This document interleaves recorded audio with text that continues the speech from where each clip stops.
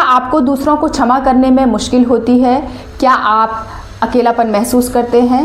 क्या आपके हृदय में हल्की सी चुभन या दर्द महसूस होता है?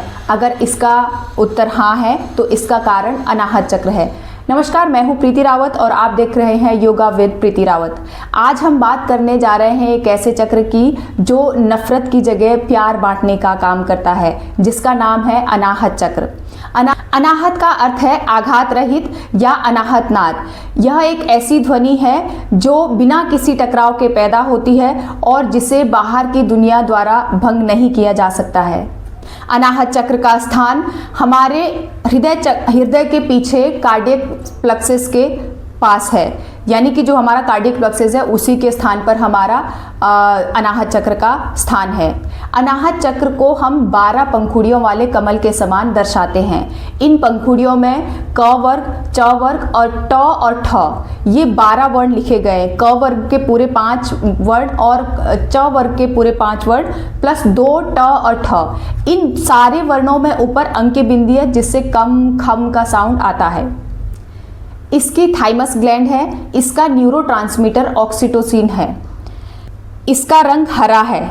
इसका बीज मंत्र यम है। इसका लोक महरलोक है। बीज वाहक मृग है। देव ईशान रुद्र है। शक्ति इसकी काकिनी है। कोण षटकोण है। गुण स्पर्श है। ज्ञानेंद्री त्वचा है। कर्मेंद्री हाथ है और तत्व इसका वायु है।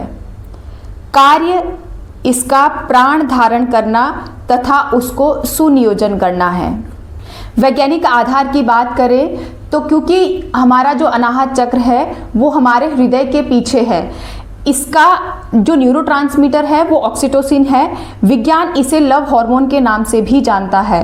यह न्यूरोट्रांसमीटर हमारे भीतर जुड़ाव और भरोसे की भावना पैदा करता है। जब हमारा अनाहत चक्र संतुलित होता है तो ऑक्सीटोसिन का स्तर बढ़ता है, जो हमारे ब्लड प्रेशर को कम रखता है और तनाव को दूर करता है। अगर आप हमेशा तनाव में हैं तो आपका हृदय स्वास्थ्य भी प्रभावित हो सकता है। असंतुलन के लक्षण जानते हैं। मानसिक लक्षणों की बात करें तो दूसरों पर शक करना, अकेलापन महसूस करना, खुद से प्यार न करना, पश्चाताप होना और माफ़ न कर पाना। शारीरिक रोग की बात करें तो एनीमिया, हार्ट बीट बढ़ना, उच्च रक्तचाप, TB, asthma, blood circulation issue, heart related issue, COPD जैसी समस्याएं होती है। हम बात करते हैं अनाहत चक्र को कैसे हील किया जा सकता है, कैसे सक्रिय किया जा सकता है। योगा के माध्यम से हम सबसे पहला जो अभ्यास करेंगे वो हमारा षटकर्म होगा। षटकर्म में हम कुंजल का अभ्यास करेंगे और हम सूक्ष्म व्यायाम की बात करें तो सूक्ष्म व्यायाम में वक्षस्थल शक्ति विकास क्रिया पहला भाग और दूसरा भाग, वक्षस्थल शक्ति विकास क्रिया का पहला भाग में पहला और दूसरा पार्ट हम कर सकते हैं। अब आसनों की बात करते हैं तो जितने भी आसन, आप ये समझिए कि जो आसन आपके चेस्ट एक्सपेंशन करते हैं या फिर जो अब आपका थोरेसिक रीजन को खोल रहे हैं, वो सारे ही अभ्यास अनाहत चक्र के लिए अच्छे हैं। इसमें मैंने आपको पांच बेस्ट आसन की बात मैं कर रही हूँ। इन 5 बेस्ट आसनों में जो सबसे पहला आसन है वो है अर्ध चक्रासन। अर्ध चक्रासन थोरेसिक रीजन को ओपन अप करने में हेल्प करेगा। दूसरा आसन है उष्ट्रासन। उष्ट्रासन चेस्ट की ओपनिंग बढ़ाएगा, चिंता और तनाव को दूर करेगा। तीसरा आसन है गौमुखासन। गौमुखासन कंधों और छाती के तनाव को मुक्त करने के लिए बहुत ही सुंदर आसन है। ये ना सिर्फ आपके तनाव को कम करता है बल्कि आपका जो शोल्डर है उसमें भी ये फ्लेक्सिबिलिटी लाता है। चौथा आसन है मत्स्यासन। मत्स्यासन फेफड़ों और हृदय की क्षमता बढ़ाने के लिए सबसे सुंदर आसन है। ये अभ्यास तनाव और अवसाद को भी दूर करता है। 5वां आसन है भुजंगासन। भुजंगासन रीढ़ की हड्डी और हृदय प्रदेश को लचीला बनाने के लिए सहायता करेगा।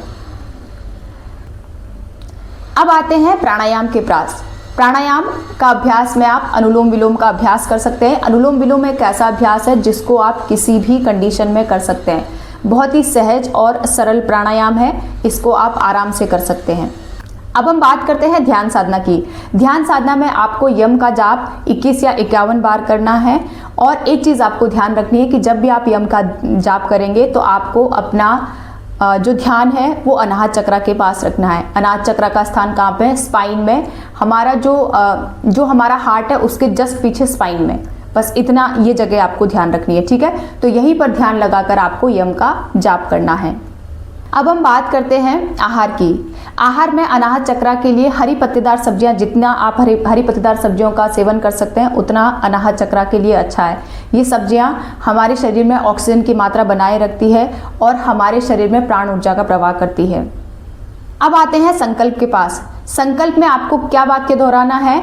मैं प्रेम लेने और देने के योग्य हूँ। मैं प्रेम लेने और देने के योग्य हूँ। मैं स्वयं को क्षमा करती हूँ, मैं दूसरों को क्षमा करती हूँ। मैं स्वयं को क्षमा करती हूँ, मैं दूसरों को क्षमा करती हूँ। और ये सिर्फ कहने वाली बात नहीं है, इसको आपको फॉलो भी करना है।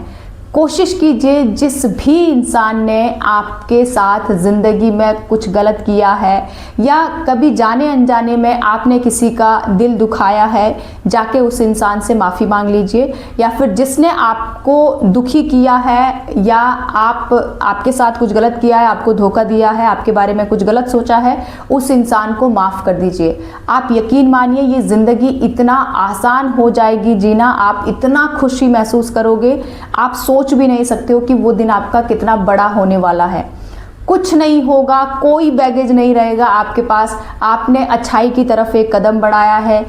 एक चीज़ का हमेशा ध्यान रखिए, जो इंसान बहुत जल्दी माफ़ी मांग लेता है और जो बहुत जल्दी माफ़ कर देता है, उस इंसान का अनाहत चक्र हमेशा संतुलित होता है। और आप कभी भी ऐसे इंसान को आपको देखने के लिए या आपको कहीं ढूंढना नहीं पड़ेगा।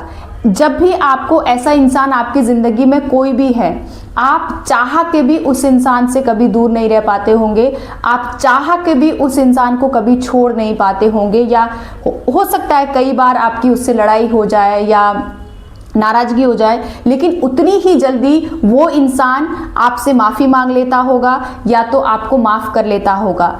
ये ऐसी स्थिति है कि उस इंसान से आप कभी अलग हो ही नहीं सकते हो, उस रिश्ते से आप कभी दूर जा ही नहीं सकते हो।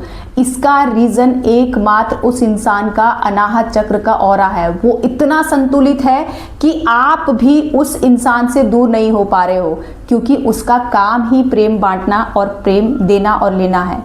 तो कोशिश कीजिए आप भी इसी तरीके से जल्दी से लोगों को माफ़ कर दीजिए और ख़ुद भी माफ़ी मांग लीजिए। बहुत ईजी हो जाता है, ये मेरा खुद का एक्सपीरियंस है। कभी बैगेज लेके मत चलो, कौन इंसान कब निकल जाए इस दुनिया से कोई पता नहीं चलता है, और बाद में सिर्फ आपको पछतावा रहता है कि काश मैंने उस इंसान से बात कर ली होती, काश मैंने उससे माफ़ी मांग ली होती या माफ़ कर दिया होता। ये फिर काश से बेटर है कि आप उस इंसान से माफ़ी मांग लो, बात कर लो, 2 बातें सुनो, 2 बातें बोलो, चीज़ें ख़त्म करो और अपनी ज़िंदगी में आगे बढ़ो। ये था हमारा अनाहत चक्र। ध्यान रखिए, अनाहत चक्र का काम नफ़रत नहीं, प्यार बढ़ाना है। तो अपने जीवन में नफ़रत को माइनस कीजिए और प्यार को मल्टीप्लाई कीजिए, प्लस भी नहीं मल्टीप्लाई कीजिए। Thanks a lot. मिलते हैं नेक्स्ट वीडियो में, तब तक आप सभी लोग अपना ध्यान रखिए, खुश रहिए, स्वस्थ रहिए, मस्त रहिए। Thanks a lot.